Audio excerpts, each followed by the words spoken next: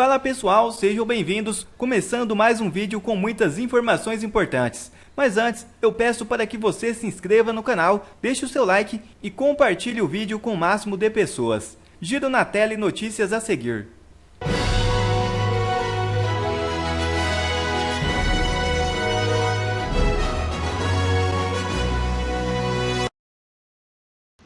Primeira matéria já na tela. As ilegalidades na investigação contra os suspeitos de hostilizar Moraes. É isso mesmo. A busca e apreensão na casa dos brasileiros que supostamente hostilizaram o ministro Alexandre de Moraes do Supremo Tribunal Federal e agrediram seu filho de 27 anos e gerou questionamentos e críticas de políticos e juristas nas redes sociais. O episódio ocorreu na sexta-feira 14, no aeroporto de Roma. Advogados, membros do Ministério Público e professores questionam a legalidade do procedimento e afirmam que existe uma desproporcionalidade na medida, além da falta de competência do Supremo para conduzir o inquérito.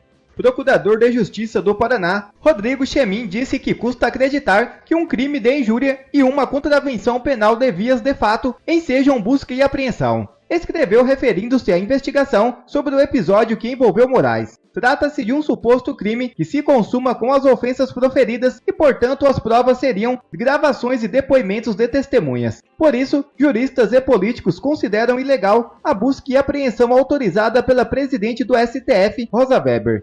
Esse tipo de investigação, conhecida como Finge Expedition, uma busca especulativa, é proibida pela legislação brasileira.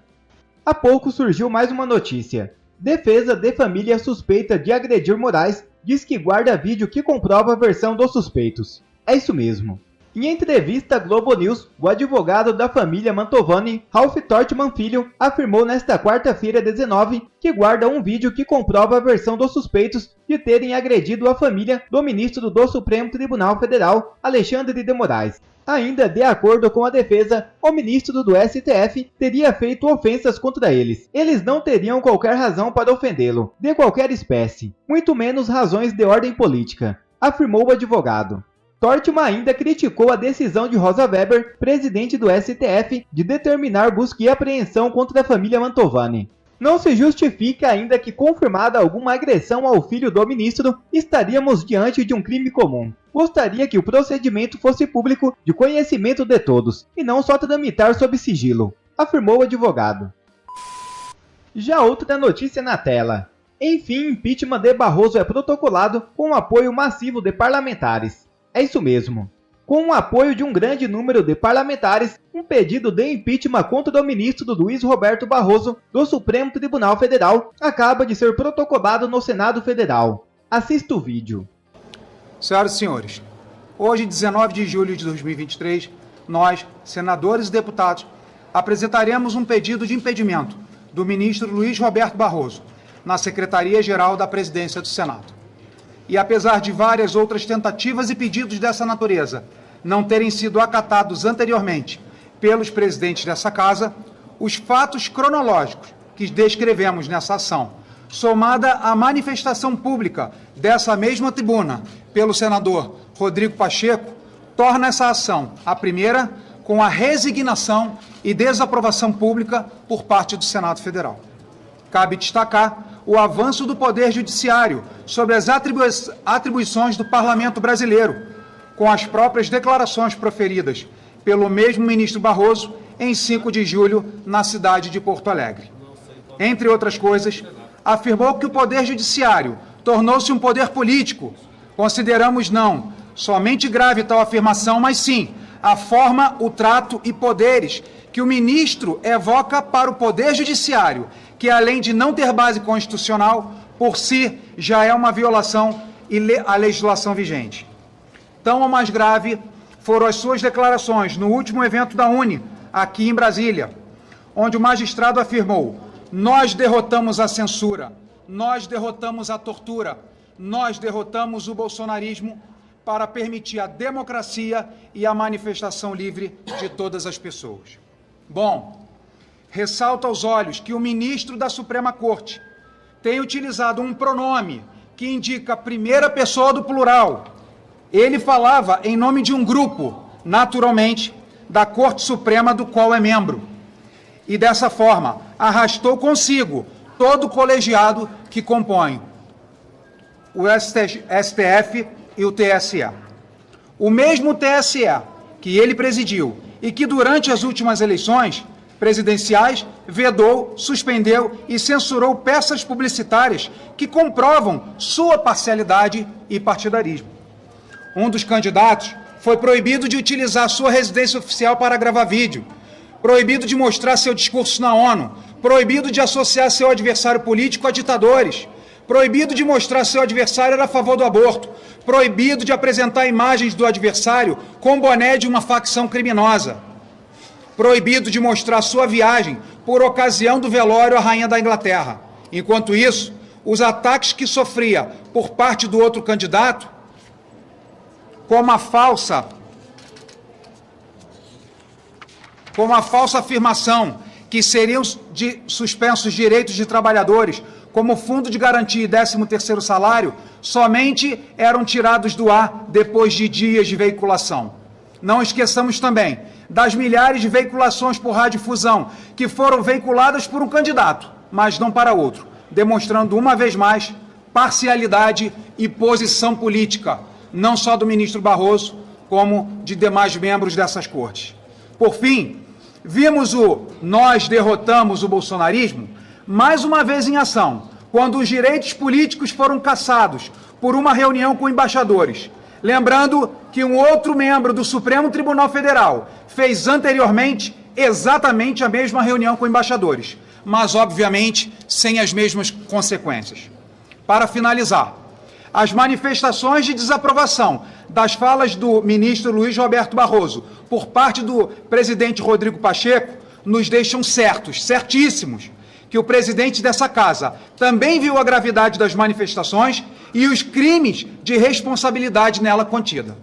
Rodrigo Pacheco, no entanto, pede retratação. E nesse ponto, divirjo do presidente do Senado, ainda que tenha procurado no Código de Processo Penal, procurado nas leis em vigências na República e, por último, buscando na Constituição Federal, nenhum dispositivo legal, retratações redimem crimes. Infelizmente, não encontrei. Dessa forma, senhoras e senhores, por claras e repetidas violações da Lei 1079, de 10 de abril de 1950, em seu artigo 39, incisos 3º e 5º, requeremos do senhor presidente, Rodrigo Pacheco, que submeta ao Pleno do Senado Federal para a votação dos senadores o pedido de impedimento do excelentíssimo senhor ministro Luiz Roberto Barroso. Jorge Seife, muito obrigado. Senhores, nós convocamos hoje essa coletiva de imprensa para anunciar esse pedido de investigação e de abertura de processo de impeachment do ministro Barroso por todo o cometimento, eu digo até que é um crime continuado, as violações que vêm sendo perpetradas da lei do impeachment pelo ministro Barroso. São reiteradas as declarações em que ele demonstra o seu desprezo pela justiça, o desprezo pelo equilíbrio e independência entre os poderes, e dessa vez foi algo gravíssimo, porque ele vem demonstrando a sua atuação político-partidária, mas dessa vez ele deixa claro que ele tem um lado, e ele deixa claro que ele participou da derrota do outro lado. Nós queremos entender, quando ele diz "nós derrotamos o bolsonarismo", ele coloca na primeira pessoa do plural. Quem é nós?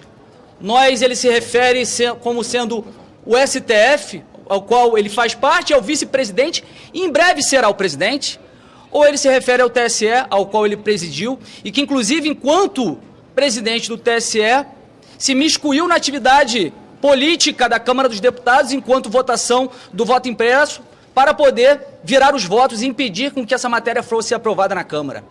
Recentemente, também, Barroso disse que o STF se tornou um poder político. E, obviamente, que isso conflita com a lei do impeachment e a nossa Constituição, que deixa claro que é vedado, é crime de responsabilidade o ministro do Supremo praticar, exercer atividade político-partidária. E agora queremos entender também, se quando ele diz nós, ele está se referindo ao outro lado, o lado vencedor, o lado ao qual hoje está na presidência da República. Ele estava num evento político, um evento da UNE, ao lado de um membro do governo, que é o ministro da Justiça, Flávio Dino, ao lado de um governista, que é o deputado Orlando Silva, e fez aquela declaração infeliz em que fere de morte a lei do impeachment, a lei 1079 de 1950, fere de morte a nossa Constituição, fere de morte a nossa democracia. Não está entre as atribuições do ministro do Supremo derrotar ninguém. E com que legitimidade o Barroso assume agora a presidência do Supremo? Com que moral Barroso vai assumir a presidência do Conselho Nacional de Justiça, o CNJ, para punir magistrados que, porventura, tenham feito manifestações político-partidárias, como a que ele fez? Eu faço questão de ler aqui a resolução do CNJ de 2019, para exatamente traçar ali um perímetro do que pode ou não pode fazer o magistrado. É a resolução 305 de 2019, que exatamente o CNJ dizendo que o magistrado, estendendo ao plano virtual aquilo que os magistrados já eram vedados de fazer no plano material, vamos colocar assim. E diz lá o artigo 4º, constituem condutas vedadas aos magistrados nas redes sociais. Inciso 2º, emitir opinião que demonstre atuação em atividade político-partidária ou manifestar-se em apoio ou crítica públicos a candidato, lideranças políticas ou partidos políticos. Com qual clima ele vai assumir o CNJ? E quando tenta justificar o vencemos o bolsonarismo, a emenda sai pior do que o Coneto, porque não pede desculpa a Bolsonaro, mais uma vez ataca Bolsonaro, querendo dizer que respeita os eleitores, mas é contra práticas atribuídas a Bolsonaro que só existem na cabeça de políticos de oposição, que criam narrativas para atacar o presidente Bolsonaro. E por fim, eu quero aqui, mais uma vez, falar que eu sempre tentei conversar com o ministro do Supremo para que houvesse uma autorregulação, sim, por parte deles, para que se resolvesse internamente esses arroubos autoritários por parte de alguns ministros. E agora uma parte da imprensa, inclusive, começa a repercutir dessa forma, inclusive perguntando, né, já que alguns ministros se acham salvadores da democracia por terem atacado e trabalhado contra Bolsonaro, quem vai nos salvar dos nossos salvadores? E é por isso que chegamos a esse ponto aqui hoje de ter que formalizar o impeachment de um ministro do Supremo Tribunal Federal, repito, sem nenhuma satisfação, sem nenhuma alegria. Mas os remédios que foram usados e continuam sendo usados para supostamente defender a democracia, arrombaram a nossa democracia. São perseguições, narrativas falsas criadas o tempo inteiro, cassações de parlamentares, prisões de parlamentares, desmonetização de pessoas que vivem de redes sociais para ter o seu ganha-pão, e censura à imprensa, tentativa de fechar um veículo de comunicação. Aonde vamos chegar? Eu quero fazer aqui um chamado a todos os ministros e políticos sensatos que de verdade querem buscar uma pacificação desse país, que não vai se fazer com impeachment de ministro. Vai se fazer com o encerramento desses inquéritos que são buracos negros, aberrações jurídicas, que puxam para dentro, enquanto estão abertos há anos, novos fatos, conforme a conveniência de um ministro do Supremo Tribunal Federal. A pacificação passa pelo encerramento desses inquéritos. A pacificação passa por nós aqui no Congresso, sim, para satisfazer a suspeita e a desconfiança de milhões de brasileiros que esses remédios não foram suficientes para impedir que eles pensassem ou desconfiassem do processo eleitoral. A gente tem, sim, que discutir e botar em plenário para votação a PEC que implemente o voto digital com o comprovante impresso urgentemente, porque senão teremos sucessivas eleições em que os eleitores vão continuar desconfiando, queiramos ou não. E toda a dificuldade que foi criada para tentar impedir que esse assunto avançasse gerou ainda mais desconfiança na população, como nós cansamos de alertar. Sempre buscamos camadas de segurança e transparência para o processo eletrônico, que não é de agora, não é dessa eleição, não é de 2018. Desde 1999, até José Dirceu já dizia isso. E, no entanto, hoje nós vemos a perseguição ao Bolsonaro por ter defendido isso. Até Flávio Dino. Vários outros que hoje estão no governo já falaram isso sem sofrer sanção nenhuma. Então como é que hoje temos uma PGR que quer identificar os milhões de seguidores do presidente Bolsonaro em redes sociais de maneira a constranger, a mais uma vez tentar fazer uma pescaria jurídica sem fato, sem fundamento nenhum, para constranger, investigar, tentar concluir essa narrativa de que o Bolsonaro tem algo a ver com o 8 de janeiro. Para milhões de brasileiros, a responsabilidade do 8 de janeiro é de ministros que tiveram atitudes como essas, de não buscar uma transparência em todo esse processo que eu citei aqui. É legítimo pensar assim? É legítimo. Qual o crime que tem nisso? Enquanto a PGR faz isso com o presidente Bolsonaro, a gente não vê o mesmo tratamento dado, por exemplo, agora ao ministro Barroso, quando abertamente da sua boca saem essas palavras, né, de, mais uma vez, só trazendo à luz a tudo aquilo que nós já observamos nos últimos anos. Então, mais uma vez, quero lamentar, temos que chegar a esse ponto, mas é necessário, e eu espero, sinceramente, que o presidente do Congresso Nacional, o presidente do Senado, Rodrigo Pacheco, não sente em cima desse pedido de impeachment, que tem todo o fundamento. A população toda está entendendo, o Supremo está entendendo, o próprio ministro Barroso deve estar entendendo a razão de nós estarmos aqui hoje, porque ele passou de todos os limites. Muito bom.